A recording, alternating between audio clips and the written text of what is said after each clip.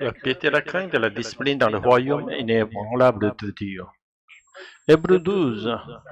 Et vous avez oublié l'avertissement qui vous est adressé comme à des fils. Mon fils, ne prends pas à la légère la discipline du Seigneur et ne te décourage pas lorsque tu es réprimandé par lui. C'est pourquoi, recevant un royaume inébranlable, offrons à Dieu la grâce et servons-le avec piété et crainte, car notre Dieu est un feu dévorant. Piété et crainte. La piété et la crainte sont différentes. La piété signifie approcher Dieu avec intimité et s'engager pleinement envers lui. La crainte est une sensation de peur intense. Si Dieu inspire uniquement la peur, on ne peut pas se livrer entièrement à lui. C'est l'amour pour Dieu, la confiance intime qui rendent possible la consécration. Beaucoup de traductions rendent le mot grec ulabeia et de Hébreux 12, 28 par piété, alors qu'il a une signification plus proche de crainte respectueuse. On peut le comprendre comme lorsque Paul exhorte à travailler son salut avec crainte et tremblement. Philippiens 2, 12. Pourquoi Hébreux emploie-t-il la crainte? Le Nouveau Testament nous encourage à viser un amour sans peur, mais Hébreux reprend un avertissement de type de l'Ancien Testament.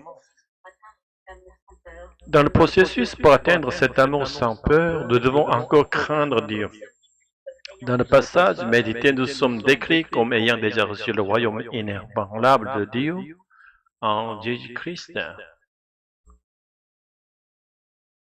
Pourtant, l'adoration que nous offrons doit être faite avec un cœur tremblant et respectueux, car le royaume de Dieu ne tolère aucun péché et toute faute doit être consumée par le feu. Nous sommes pécheurs, mais en Christ, nous devenons enfants du royaume de Dieu.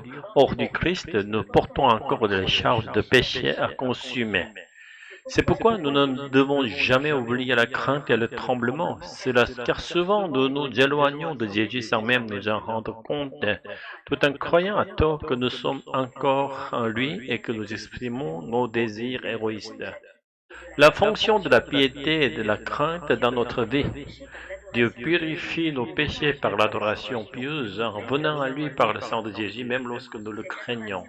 Cette adoration mêle crainte et intimité avec Dieu. Elle consume nos péchés et nous prépare à entrer vivants dans le royaume éternel de Dieu. Ainsi, croire en Jésus ne garantit pas le succès matériel, mais nous le place sous la discipline divine. Qui est la sagesse de Dieu pour faire de nous des héritiers dignes de son royaume. Sans discipline, nous ne sommes pas vraiment enfants de Dieu. Sous discipline, nous découvrons la marque de l'enfance de Dieu et nous devons la traverser avec joie afin d'être trouvés dignes du royaume de Dieu en Christ. Alléluia, Amen. Seigneur Tout-Puissant, merci de nous avoir appelés à être tes enfants en Christ malgré nos péchés et nos faiblesses. Aide-nous à offrir une adoration pieuse, mêlée de crainte et d'intimité afin que notre vie reflète ton royaume éternel. Purifie nos péchés par le sang de Jésus et enseigne-nous à accueillir ta discipline avec joie comme preuve de notre filiation et de ton amour infini. Nous persévérions jusqu'à être retrouvés dignes du royaume que tu nous as promis. Au nom précieux de Jésus-Christ. Amen.